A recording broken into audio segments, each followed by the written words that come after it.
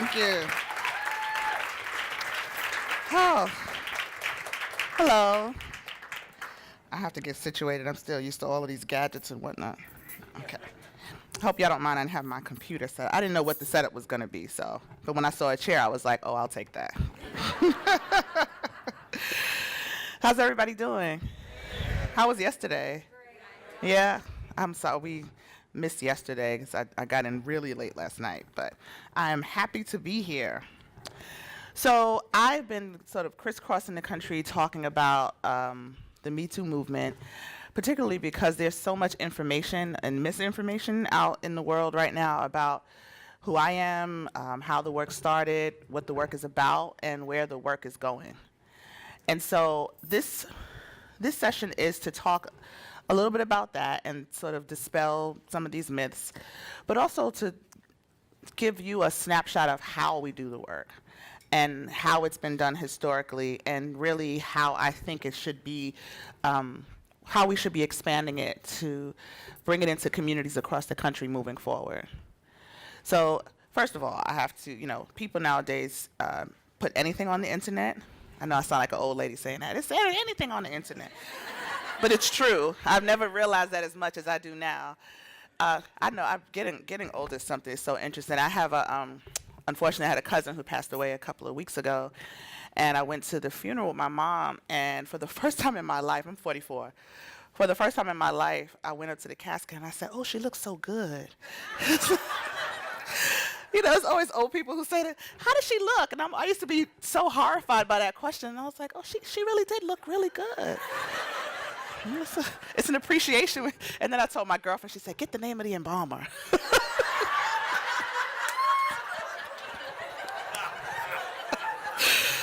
Oh, aging. Anyway, so one of the first myths, or one of the first things I have to be clear about that's misinformation out there is where I'm from. I started doing this work when I was living in Selma, Alabama, but I am a native New Yorker from the Bronx, New York. Yes, there you go, shout out. We have to always make that clear. The New Yorkers in the room know why. And so, but I started doing this work because I'm an organizer. I started organizing at 14 years old. I was, I grew up in a very, what's called left-leaning family now. But we were more than left-leaning. We were a black nationalist family, meaning that my grandfather was a Garveyite. He believed in religiously in Marcus Mosiah Garvey. And my mother was a Pan-Africanist. And I grew up reading books that people don't read until college. And I was surrounded, so I had this really rich historical background, on all this historical information on black people and African people, and then I had a really rich cultural upbringing with my mom, who had me in all kind of programs, and I was reading, Alice Walker and Toni Morrison and Toni Cade Bambara and all of these wonderful black feminists at like 12 and 13 years old.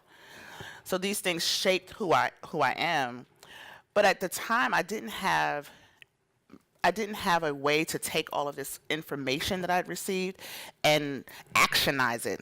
I don't know if that's a word or not, but it's one of my favorites. So I would actionize it. And I saw all these things happening in my community, and the historical knowledge that I had and cultural knowledge let me understand that it was wrong, but it didn't give me a way to do something about it. And when I was 14, I found this organization, or rather they found me, called the 21st Century Youth Leadership Movement. It was a national organization, but it was based in Selma, Alabama. And they went around the country recruiting other youth organizations to do their leadership work. It was founded by veterans of the civil rights and human rights movement and labor movement, and because they really wanted to find a way to pass on the information they had and continue this legacy of work that they had started during these movements.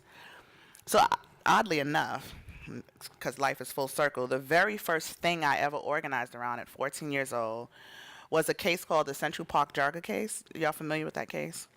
It's, for those who aren't familiar, in 1989, 5 black and Latino youth in New York were accused of raping a white woman in Central Park.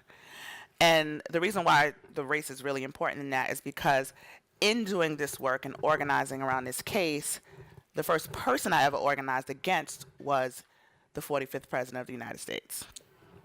And that's because at the time, that person, he's like Voldemort to me. I don't like to say his name. But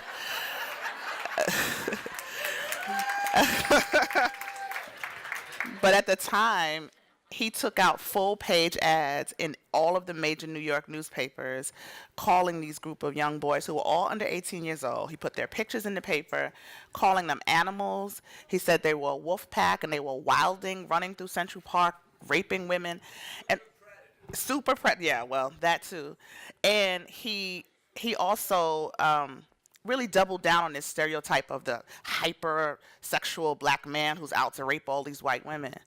And I actually knew one of the young men in the case. And so our youth program organized against the media. And against the portrayal of these boys in the media, and how, they were under 18 years old and their faces were being shown, and just the difference in how they were being treated. And so, but the reason why that story is pivotal, not just because of 45, but because it was the moment that solidified for me that I had a way to do something about what I was seeing in my community. And it was interesting. We had a press conference, and like 2 people showed up. And one of them was a newspaper in New York. It's an old black newspaper called the Amsterdam News. And they did this really tiny little blurb about us in the paper, which for me at like 14, 15 was like the front page of the New York Times, right? I was so excited by it. But it made me know, like, I can be a teenager, make a decision, get a group of people together, do something about it, and we can get acknowledged. And so organizing became a way of life for me from that point on. And as time progressed, I went to college in Alabama, and I continued working with 21st Century. When I finished school and I moved to Selma, I started to run our leadership camps. And so the real heart of our organization was that 3 times a year, we took young people from all over the country and brought them to Selma or various HBCUs in the South. And we spent 9 days doing intensive leadership training to teach these young people how to be grassroots community organizers. It's the training that I had gone through, and now I was in charge of doing the training. And it was during this is 1996. I'm so glad to be telling this story in a room full of people that realize what 1996 was. I'm usually at colleges where I say 96 and it's like gloss. They're just, 96? So, shout out to 96. But it was 1996, and we had 200 or 300 young people, and every year we would do a session that we called Sister to Sister and Brother to Brother, where we would take we had no gender analysis at this time either. I mean, it was just sisters and brothers, and so we separated the kids and the girls. It was a time for them to come together and just release. Young people don't get that. So we would allow them to just talk without judgment. They would ask any question, talk about anything. And every year, because these were teenagers, it would be, something about boyfriends or some little conflict they have in school with their friends. But the other thing that would happen is that there would be inevitably somebody telling a story about their experience with sexual violence. I'd seen it since I was a young person. And although I've seen it every year, I personally never contributed. I'm a survivor of sexual violence. I kept that really, really deeply in my heart for a long time. And so I would watch, and almost like I was uninvolved. This particular year, I'm facilitating the session, and there's a young girl in our session who I call publicly Heaven.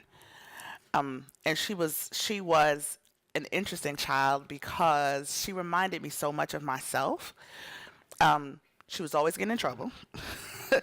She had a really quick tongue, quick anger. And so I kept her close. And if you work with young people, or even if you have kids, because, we lie about this as parents, but there's always one that's like your more favorite. Well, I only have one, so I have no choice. My daughter side-eyed me here. You're my favorite. Lucky for you, it's only one. So, but Heaven was my little special, where she followed me around the camp all the time, and she was always like right on my heels, and I would see her during the day and kind of pull her with me if I saw her getting in trouble. And she sat in this session, and I watched her trying to insert herself in the conversation. She never could find a place. And the girls that day were talking about some really hard things and traumatic things they had gone through. And so when it was over, the next day actually, she came trying to find me. And I avoided her like the plague. She kept running at different parts of the day. I would see her, Miss Tarana, I want to talk to you. Miss Tarana, can I get a minute? And finally, she literally cornered me. Um, and it's every time I tell this story, I feel I almost have to breathe through it because I can remember the feeling of holding my breath while she was talking because I knew it was coming. I felt it the night before. I saw it in her face. And there's an odd, almost gift that survivors have of recognizing one another. And I recognized something in her spirit. And she came to me and for what felt like a suspended amount of time, started telling me about her experience with at the hands of her mom's boyfriend. And it was brutal. And I stopped her somewhere, I don't know, midway through her story, and I said, I can't talk about this. Can you go talk to Miss Malika, this other woman who we worked with? And I literally have probably told this story 100 times now in the last few months. But every time, because I can see her face, and I wish you all could see in my inside. Oh, actually, I don't want you inside my mind. It's not okay in there. But but I can see her face, and it's just heartbreaking still because it broke her heart. It took everything she had to be vulnerable with me and share that, and I could not hold space for it. But the good thing about me telling this story so much over the last few months is that I've realized a few things. One, that I was 22 years old, and I had not been dealing with my own stuff. I had not created space for healing in my own self. And she was shaking up something inside of me that I was not ready to have shaken. And so I sent her away. And in my mind, it's another thing that happens when you work with young people, right? And even again, as parents or people who have children in their life, we just want to be right. You want to get it right. You don't want to. Chris Rock has this. One of these comedians has a joke about your greatest job as a parent is to keep your kid alive, right? You just don't want to get it really wrong. And so when she was talking, I remember thinking, oh God, I'm not a social worker. I can't deal with this, right? I'm not a counselor. I don't know what to say to her. I don't want to say the wrong thing. But the other thought that was just over and over again in my mind, I kept thinking, I really just want to say, this happened to me too, right? I know what you feel like. I see you and I hear you and I believe you, but I just didn't have the space for it. I just couldn't bring it up. And so in a lot of ways, the Me Too movement was born in that moment because some years later, the nagging thing for me had been as an organizer, and over the years, and because I started so young at this point, by 10 years in, I had organized around any number of issues, police brutality, you know, economic justice, and just all kinds of things I had done really expansive on the groundwork around, but I had never organized around sexual violence. And nobody in our community ever talked about it. But as a person who also worked with young people, I saw it every day. I knew how it impacted my life. I saw how it impacted these young people. And so it was an individual issue, but it was also a community issue, which meant that it's a social justice issue. And so I had a really difficult time trying to get the people who I were my comrades and colleagues in this work to understand that we have to address this as individuals, but we have to address this as a community. A lot of times when you hear these stories about people who are go to drug rehab, right? They go off to a place for drug counseling, and when they come out, they're told not to go back into the same environments where they were doing the drug abuse because you're susceptible to doing it again. But think about how many of us live in the places where we were harmed. We live in the communities that did not serve us and did not protect us. And I talk about individual healing, but I also talk about radical community healing. And this is a crowd that those kind of words don't scare you, right? You hear radical, you hear community and healing, even put together, they don't scare you. But a lot of people are scared of that. They don't understand it. And when you say community and healing in the same sentence, people also think, particularly politicians, that it's not tangible. But it's a very tangible thing, right? We need policies and laws and practices and a culture that makes people feel protected and makes you feel safe in your community. And while individual healing is something that we have to decide as individuals, right? What I need to heal is very different from what many of you may need to heal. We craft that journey as individuals, and you may get resources from people, and that's one of the things I do is help people figure out how to craft that journey. But I would be remiss not to have a room full of people and say that community healing is different. It's the healing that we do together. We decide together what our communities need and what they look like. And we figure out how to craft that together. And I feel like we can do all of the individual work that we want to become individuals who are whole and healed. But if we don't take the power of the collective to do community healing, it's all for naught. I, when we talk about, I think it's really important that in this work that we do, that the most marginalized people are centered. And I say that because we know historically trickle down theory doesn't work, right? We've all lived through that. Well, most of us. And so if you start at the top and only the people at the top get all the resources and all the things that they need to start healing. Listen, I'm from the Bronx, New York, and I've worked in some of the poorest communities in the country. And the words healing never come up. That word just doesn't happen. Not for individuals, not for collective. We have to, and part of what my work is to introduce those ideas into those communities. And what we know historically is if the people who have the least get access to resources, it spreads out from there. So it doesn't trickle down, it spreads out. That's my PSA for today. But let me tell you a little bit about the Me Too movement. So we started, I had that situation that happened, but not long after that, a friend and I got together and started a youth organization for girls. And again, in that work, anytime you gather women together, people together really, but mostly women and girls, these stories of sexual violence will bubble to the top. And at some point, I just decided that's enough. This is the reason why I have these skills. This is the reason why I've been doing all of this work. I can take these skills as an organizer and bring them to our community. And that's what we did. We started off very much by giving people language. These young girls who were experiencing these things couldn't even explain why they were happening or what they were feeling. When you have a seventh grader telling you they have a 21-year-old boyfriend, it's very difficult to explain that that's not a relationship, that's a crime. So we had to give them the language so they can understand. But over the years, as the work has expanded, I realized that a lot of us don't have language.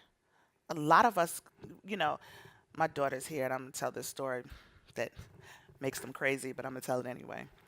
But when my daughter was, I don't know, maybe 2 or 3, they had a really high fever once. Like I had to take them to the hospital. And afterward, they, for like a year, and very intelligent child. And so I explained what happened. You had this high fever, but it's okay now and everything's good. But for about I don't know, maybe a year after, when anytime anything happened, they called it a fever. So they would hit their toe and be like, "Oh, mommy, I have a fever in my foot." Or get a scratch and look, I got a fever on my arm. And it was adorable, but it was also because they didn't have language to describe the real pain, the thing that was actually happening to them. And it gave me a real understanding of how important it is to make sure you have the language, the words to actually describe a thing, right? So our movement has been not co-opted. I won't say that. Was it 10 minutes already? Oh. Okay, y'all. I talk a lot. I'm sorry. This is not, I want to get to the interactive part. Thank you. So, so I'm just going to skip to what the movement is about. I'm going to stop telling stories. I know. I love telling stories. 2 things that you'll hear me say all the time when I talk about Me Too is empowerment through empathy and radical community healing. When we started doing this work, I was so scared Again, because we started with young people, and you just, more than anything, you don't want to fail them. And when I couldn't find the resources in the community to serve these black and brown children specifically, I started thinking to myself, what is it that I needed when I was this age? What could somebody have said to me or done for me that would have changed the trajectory of my life? And then I thought about what I actually did get. At the point in my life when I could start talking about the trauma that I'd gone through and start really digging into it, it was because this group of women I met, total strangers at a conference actually, were just open with me. They gave me different language. I was using victim language, and a woman stopped me one time and said, "You are not a victim, you're a survivor." And I thought, who says that to our children? Who says those kind of things to the kids that I deal with every day? And so there was this deep empathy that these women had for me that really helped me open up and find a way. They gave me permission to heal, really. They gave me an opening to start talking about these things that were like so deeply, deeply buried in my life. And so the power of empathy is the driving force of the Me Too movement. Because it went viral on, social media, but it's been called all kind of different things. I saw an article the other day that says, "Can we hug in the age of Me Too?" It's so dumb. just I just don't even have really a really like nice way to put it. It's just dumb, right? Because and it's also a distraction. It's a distraction from what's really happening. Thank you. It is. And this is why I get hundreds and hundreds of emails and letters and phone calls and texts and all kinds of things on a daily basis from people around the world who are in pain. They're not worrying about policies in their office. They're not worrying about who's hugging who. They are trying to find a way to do something about this thing that has been a burden in their life. And so while the media really is distracting us with all of these other things, I feel like I'm just this little, like the Energizer Bunny on the ground saying, "Stop, stop, stop, stop, stop. Let's talk about something different." And we have to talk about the power of empathy to move things in our lives. Me Too is exactly that. There's sympathy and empathy, and this is a very intelligent crowd. I know you know the difference between the two. But in terms of what I found as a survivor is that when somebody is sympathetic to you, there's this way that you still and you still feel othered, right? So somebody can say, after you've shared this really, really hard experience, and they say, "Oh my goodness, I'm so sorry that happened to you." And it's well meaning and well intentioned, but there's still a distance that happens there, right? And this that you part sits with you sometimes if you're holding trauma as well. And it's just the way our minds are wired. But with Me Too, after you've shared this thing and the person says, "Oh my God, that happened to me too," there's a connection that's made automatically, even if it's just for a moment. There's a way that we have bonded over something that so many other people can't understand. And some people don't understand when I say this. It's not that the story doesn't matter. The details of the story don't matter. It really doesn't. It's about the trauma that you've held. And it's why Me Too is not a destination, right? It's a starting point. It's the place that you start. This movement is about what happens after you say Me Too. It's about the work that has to happen after you made the declaration. If you make the declaration and sit there in that place, then the work is not done. You'll sit and stay in that place forever, which is why this is the writing prompt I have for y'all, but we'll have to do this later. Which is why when I start doing these workshops, the first question I always ask is, who are you without your trauma? Who are you? And this is something you can do this outside in the hotel room later on or whatever, but think about these questions because there's a distinct way that survivors of all kinds of trauma, not just sexual violence, but there's a distinct way that our trauma almost becomes comfortable, right? It's like a security blanket. It's a place that we know. It doesn't feel good, but it feels familiar. And so we lean into our trauma because that's all we know what to do. But the message that I bring, and when I do these workshops and when I talk to people about how we move through the trauma, is because my lived experience is that joy saved my life. It wasn't the recognition of the trauma. I have no choice but to recognize it because I live with it every day. But when I learned to lean into my joy as opposed to trauma is when my life started to change. And it's joy looks different for everybody, but there is it's a task for a lot of people to lean into their joy because it's a very intentional thing. And I mean, you can go online and there's 1,000 articles about, ways to find joy and all these kind of things. And it feels hokey because there's so much talk about it. But really and truly, I say the word survivor, I don't know how many times a day. I'm a survivor, I'm a survivor. Now, and I want people to say that who have survived trauma. I do want that. But my fear is that people, and I've seen it, they get a false idea of what it means to be a survivor. And so a person like me stands in front of a room and I have these conversations and then people afterwards, particularly young people, will say, oh, I can't wait to get to where you are. I can't wait to be healed. And what we know is that healing is a forever journey. And I want to talk less about the title survivor and more about the act of surviving. We have to have deeper conversations about what survival looks like every single day. There's a very ugly underbelly to it, right? I tell people all the time, I wake up, and I've been doing this work a long time, but I wake up every day and decide to survive. Every single day. And some days I don't. Some days I slip and I fall and I'm leaning into my trauma.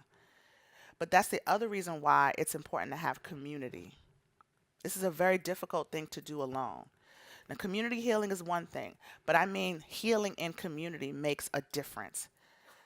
When you say Me Too and you find other people who had the experience that you have, we're building slowly a global community of people who understand us, people who are committed to the same things as we are. And so when you start to have those days when that ugly underbelly of surviving becomes really difficult, there are people who you can tap into. And you have this, I always do this sort of hand gesture because I feel like my joy is this little well that I keep on my hip, right? You have these things that help you survive. When those days come, I have to dig into that arsenal. And my joy is different. Y'all, that's why you don't need to be in my head because the things that bring me joy might be appalling to you. I have a crass sense of humor, and I have a bunch of friends who are all across the spectrum when it comes to consciousness, but I love them dearly. Y'all know it's true. You have friends right now that are like, why are you going to that weird conference? And it's cool. They're your friends. We love them. But those people, those things, they all bring me joy. And when that time comes when I can't make those decisions, it's those memories that I've curated and collected carefully over time that help me move past whatever this moment is. The trauma is there. It's not going anywhere. It's a part of my life. It is something that I accept, but it is only one part of my life. And I feel like if we are building a movement, if this movement is going to be sustainable and expansive, we have to spread the message that this is a movement about joy.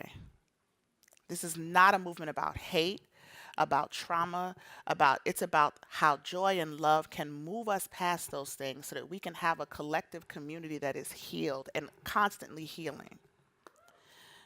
Thank you. So I have now 1 minute because, now I have to stop. But I think that's because we're going to do Q&A for a couple of minutes. Yes, okay. You see, I'm I'm not even supposed to talk to this lady, but I have to. So I know what I'm doing. Thank you. You're very good with those signs, by the way. So I guess people will line up here for questions. Oh, okay, y'all, let's move it. Let's go. 5 minutes. Next year, I'm going to come back, and I'm going to do this more thoughtfully so we can write and draw and have all kinds of fun. Okay? It's okay. My daughter's like, I got the crayons and the paper. Hi. Thank you so much. Thank you. Such a pleasure. You did mention that this started, and it's really important to keep those who have been marginalized at the center. Mm-hmm. So I'm just wondering what you can tell for all of us in the room and just in general, like how to balance, like I do feel it's been beautiful how the empathy has spread, and you know what happens a lot of times is there's a lot of whiteness that has I feel like pushed the women of color to the margin. So can you give us drop some wisdom, or just like or just share your reflections of like how to hold the balance of space for everyone, and also like the importance, or like how to keep those marginalized at the center? And So thank you for that. I have and two, I think you get the drop I'm I do. offering. Thank you. I have two parts to that in terms of an answer. On the one side, there's a room full of white people as far as I can see. I can't see much, but hey, there's a black guy back there like, look at me. Hi. How you doing, brother? Power to the people. All right. And I'm only pointing that out because two things have to happen, I think. The people who are white people, right, and I'm going to say non-people of color, white people, who get it and hear it. I always say, if you are woke, go wake somebody else up. Because we know the truth in this country. We know that the media is not going to bring attention to people of color, to marginalized stories, to poor people, right? That's not going to happen. And so we have to use, and I feel redundant saying this all the time, but you have to use your privilege in service of. And so that means that you have to interrogate how you take up space. You have to interrogate the ways in which, even if it's not you, the women in Hollywood, I feel a little bad for them sometimes because they get, they're like, this is all about Hollywood white women. Those women didn't ask for it to be about them, right? Very few of them, I'm not saying all, but very few of them get up and say, make the story about me, just tell my story. They are also human beings who have held trauma, who wanted to tell their truth. And as a result of telling their truth, we have all of this media attention. And so, but what I say to them when they ask these same questions is, now that you have this attention, it's about how are you going to use it? And so that's the first thing. I think that people of color can't fight that fight almost because we don't have control in the same kind of way. The flip side, and this is sometimes controversial with black folks and other folks, but the flip side is I'm at a place in my life where I realize that I have to pick my battles. And so historically, the mainstream media has not told our stories. They've not centered us. They've not uplifted the things that are good in our community. And I don't expect that to change in this moment. And so what I do expect is for us to tell our own stories. I expect for us to find ways, like believe each other, tell these stories, and we shouldn't have to be validated by the mainstream media in order for our stories to be told. And so the way that we keep our focus on ourselves and center ourselves is to tell our own stories, believe each other. There's a lot of work that has to happen in communities of color around sexual violence. And I feel like if we keep fighting about representation, it's important, it's very important, I'm not saying that. But there's some ways that we'll fight about representation and not focus on the actual work. So while you're busy trying to get these mainstream white folks to listen to us when they never have before, who's doing the work? The work still has to happen. Regardless if it's on CNN or not, the work still has to happen. And so I think there's a twofold thing that has to happen. Let these good white people who know better go back into the communities that they live in, use the resources they have and the privilege that they have in service of, to make sure that our stories are elevated and told and held up just as much as theirs are. And while that's happening, let's not make the fight about whose story is being told, because the stuff is still happening. Let's be about the business of doing the work to end and interrupt sexual violence in our community, whether our stories get told or not. Thank you. Thank you. Okay. What you say? Okay, good. So maybe this is just a continuation of that same question, but you spoke about the power of empathy as a way of healing and of bridging that gap, and you gave the example of just saying "me too." So I'm here wondering, like, as a man, how do I use the power of empathy when I can't say "me too"? Why can't you? I don't know. I mean, you tell me. Like, I'm not a survivor of sexual violence. Well, there are women who aren't survivors of sexual violence. So here's the thing: Me Too is a tool, right? I like people to understand this as well. There are some times, even as a survivor, when somebody is sharing their story, that it's not a time for you to say "Me Too," right? It's a time for you to let that person get out what they need to get out and have their moment and their time, and they don't need your story in that moment sometimes. And so for men or women or whoever, and whoever you are, if you're engaging with somebody and you don't have your own Me Too story, it's not, that doesn't make you less valid of a supporter. The ways, no, thank you. The ways that you support is, listen, a lot of this thing is annoying. I'm sorry, y'all. It's digging me in my ears. But the way that people want to be heard and understood and have some compassion, right? And so if somebody is sharing their story and telling you what's going on, just because you can't say me too, what you can say is, I hear you. I'm here for you, and don't force yourself on them, right? Like, I mean, obviously, but don't force your, well, and I mean that in the sense that there's a way that you can flip, and all of a sudden the person is taking care of you, right? So you're like, I tell you the story, and your thing is, oh my gosh, I'm so sorry that happened. You know, what can I do to help you? And I'm like, nothing. And like, no, but I feel so bad. I got to do something. Just tell me something. And then all of a sudden, I'm like, no, really, it's fine. Come here, it's fine. You know, so take yourself out of it. Allow the survivor to tell you what they need. I think that's the most important way for us to support survivors of any kind of thing. Trust that we know what we need, even when we don't, right? Because sometimes, the answer is just, I don't know, or I don't need anything, because I can't figure it out in that moment. Allow them that space. We have to cultivate a space and that people understand they can come back to.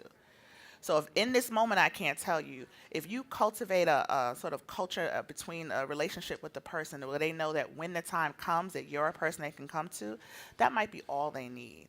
Whether you're a man or woman, whatever. I think men are extra sensitive in this moment about, like, I don't want to get it wrong, and I don't want to say this, and I don't want to say that.